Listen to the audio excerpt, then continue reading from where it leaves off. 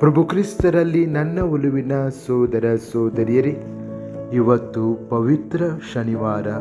ಈ ಪವಿತ್ರ ಶನಿವಾರವು ಮೌನ ಕಾಯುವಿಕೆ ಮತ್ತು ಆಳವಾದ ಭರವಸೆಯ ದಿನವಾಗಿದೆ. ಶುಭ ಶುಕ್ರವಾರದ ದುಃಖದ ನಂತರ ಜಗತ್ತು ನಿಶ್ಚಲ ಕಾಣುತ್ತದೆ. ಯೇಸು ಸಮಾಧಿಯಲ್ಲಿ ಮಲಗಿದ್ದಾರೆ.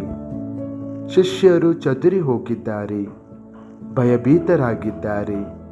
ಎಲ್ಲವೂ ಕಳೆದು ಹೋಗಿದೆ ಎಂದು ಭಾಸವಾಗುತ್ತದೆ. ದೇವರು ಮೌನವಾಗಿರುವಂತೆ ತೋರುತ್ತದೆ. ಆದರೂ ಈ ಮೌನ ಖಾಲಿಯಾಗಲಿಲ್ಲ. ಇದು ಪವಿತ್ರ ವಿರಾಮ. ದೇವರು ಗುಪ್ತ ರೀತಿಯಲ್ಲಿ ಕೆಲಸ ಮಾಡುತ್ತಿರುವ ಕ್ಷಣ. ಲೋಕವು ಕಾಯುತ್ತಿರುವಾಗ ಕ್ರಿಸ್ತನು ಆಳಕ್ಕೆ ಇಳಿಯುತ್ತಾನೆ. ಬೆಳಕನ್ನು ಕತ್ತಲೆಗೆ ತರುತ್ತಾನೆ. ಸೋಲಿನಂತೆ ಕಾಣುವುದು ವಾಸ್ತವವಾಗಿ ವಿಜಯದ ಆರಂಭ. ಪ್ರಾರ್ಥನೆ. ಕರ್ತನಾದ ದೇವರೇ, ಈ ದಿನದ ಮೌನದಲ್ಲಿ ನಿನ್ನನ್ನು ನಂಬಲು ನನಗೆ ಕಲಿಸಿರಿ.